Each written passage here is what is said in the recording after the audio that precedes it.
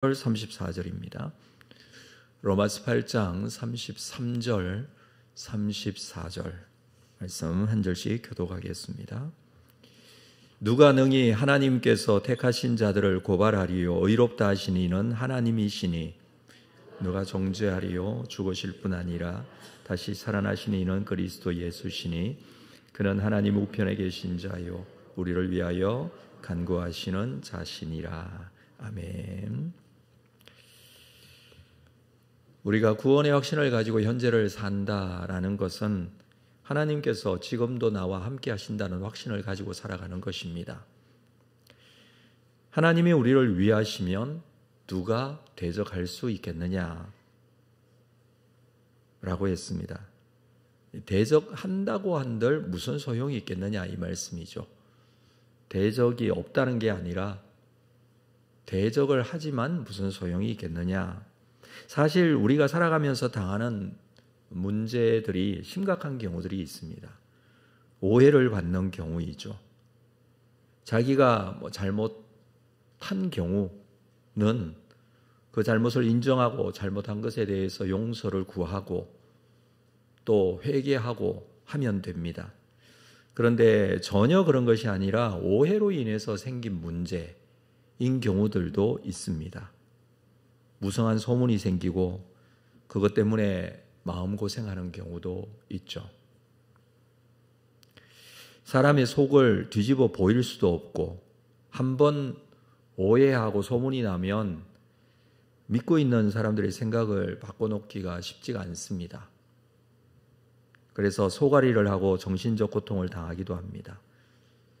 우리는 자칫 이런 때에 많은 말로 변명하거나 설명하는 것이 오히려 더 큰 오해를 불러오는 경우도 있습니다. 그래서 문제가 더 부풀려지고 상황이 더 어렵게 되기도 합니다. 그렇다고 해서 아무 말 하지 않고 있다고 한다면 소문이 없어질 것도 아니기 때문에 힘들고 곤란해지기도 합니다. 이럴 때 우리 그리스도인들이 어떻게 해야 할 것인가? 오해로 인해 생긴 문제, 사실이 아닌 것으로 인해 생긴 문제, 우리 그리스도인들이 가져야 할 자세, 먼저는 이런 상황들의 자신을 돌아보는 것이 필요합니다. 자기 자신을 돌아보는 것이죠. 그리고 정말 중요한 것은 이 일 또한 하나님의 간섭하심과 다스리심을 믿고 기도하고 기다릴 줄 알아야 합니다. 그리고 때가 되면 하나님께서 진실을 드러나게 하실 것입니다. 그래서 기다려야 한다는 것이죠. 그리고 그 기다리는 기간 동안에 우리가 해야 될 것은 기도하는 일이죠. 그리고 그럴 때일수록 말을 많이 하지 말아야 합니다. 설명할 기회가 있다면 정말 적은 말로 정확하게 말하는 것이 필요합니다. 많은 말로 설명하거나 또는 변명을 하다가 보면 오히려 역효과가 있죠. 우리는 하나님을 믿는 사람이고 하나님을 믿고 의지하고 신뢰하고 또 하나님의 간섭과 다스리심을 믿고 기도하면서 오늘 말씀을 기억해야 합니다. 33절에 보면 누가 능히 하나님께서 택하신 자들을 고발하리요 의롭다 하신 이는 하나님이시니. 하나님의 마음과 의도를 우리가 믿을 수 있어야 합니다. 하나님께서 택하신 자들을 누가 고발하리요에 대한 강한 믿음이 있어야 됩니다. 진실이 반드시 드러나게 되고 그 진실을 하나님께서 알고 계신다는 사실을 믿어야 합니다.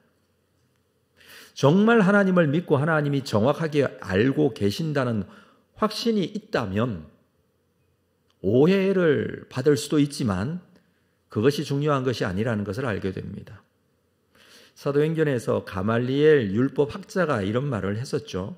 사도행전 5장 38절에 이제 내가 너희에게 말하노니 이 사람들을 상관하지 말고 버려두라. 이 사상과 이 소행이 사람으로부터 났으면 무너질 것이요 만일 하나님께로부터 났으면 너희가 그들을 무너뜨릴 수 없겠고 도리어 하나님을 대적하는 자가 될까 하노라.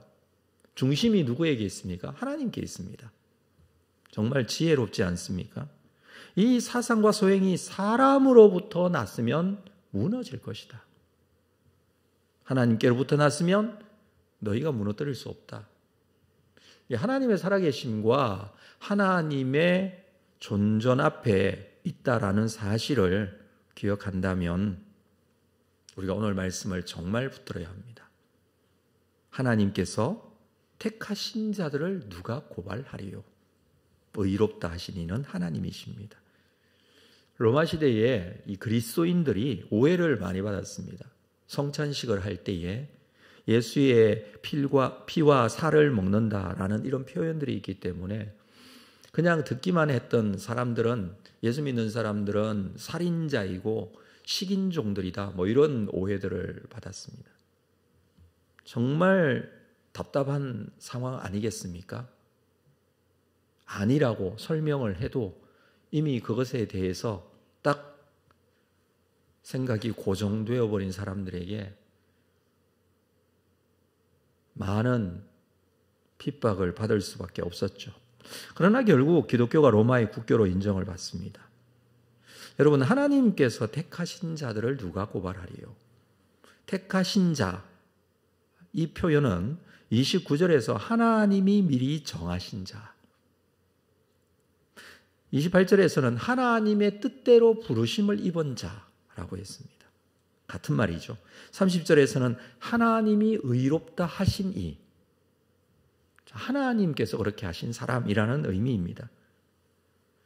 베드로전서 2장 9절에서는 하나님의 소유된 백성이라고 했습니다. 이것은 하나님이 주인이시라는 말씀이죠. 하나님께서 너무 소중한 존재로 여기신다, 소중하게 생각하신다라는 것입니다.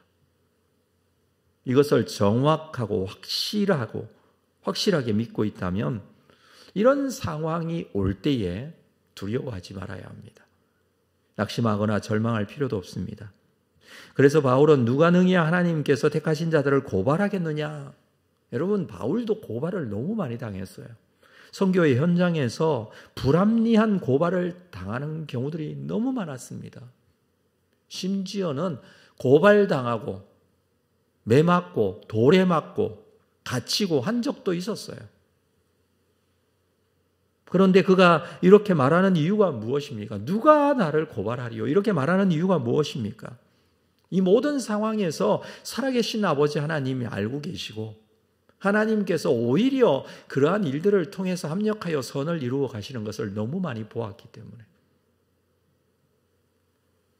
사탄의 고발, 고소, 절망케 하고 두려워하게 하는 작전, 이것은요 그리스도인들이 하나님에 대한 신뢰를 무너뜨리게 하기 위한 작전입니다.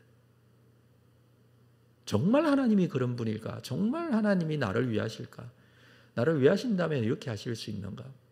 정말 그렇게 우리가 하나님에 대한 믿음이 흔들리게 만드는 그런 전략 계속해서 가지고 있습니다. 그러나 하나님은 말씀에서 정확하게 우리에게 말씀해 주고 있죠. 그래서 결국에는 우리가 믿음을 가지고 있다면 올바로 설 수 있습니다.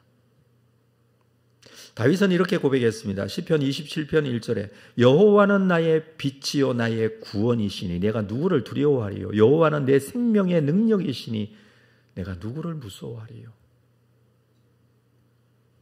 여호와께서 빛이 되시고 구원이 되신다라고 합니다. 어두움에 있다면 빛으로 함께 하십니다. 두려움에 있다면 두렵지 않게, 무서움에 있다면 무섭지 않게 구원이시고 생명의 능력이 되신 하나님.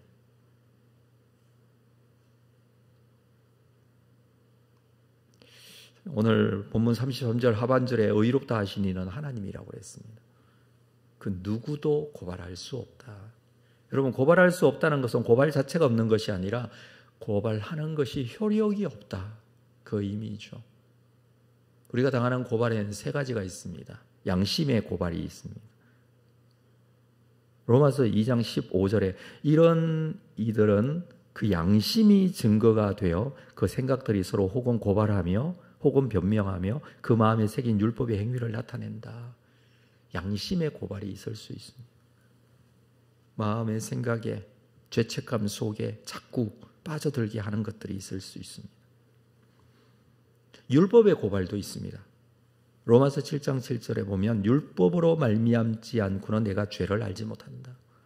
율법의 기준이 있기 때문에 그것에 대한 그 기준으로 본다면 우리는 정말 바른 사람이 되지 않음에 대한 그런 고발이 있을 수 있죠.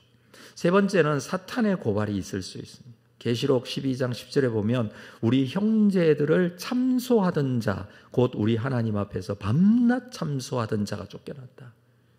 밤낮 참소합니다. 밤낮 고발합니다.